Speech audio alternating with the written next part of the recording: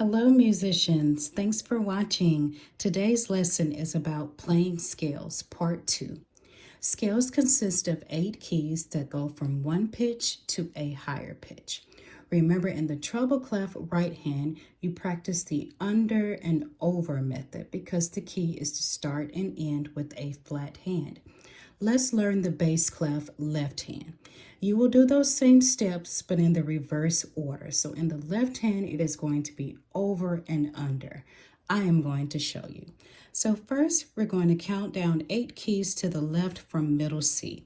So starting with middle C, 1, 2, 3, 4, 5, 6, 7, 8. This is where we will start. So you're going to start with your pinky, play the first 5 keys. When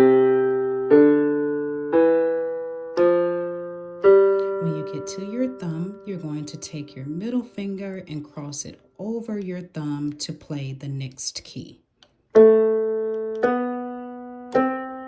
To go down, you're going to play the first 3 keys. When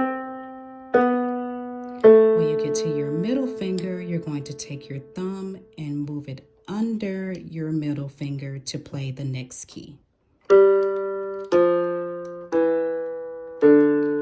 So again, bass clef, left hand is over and under.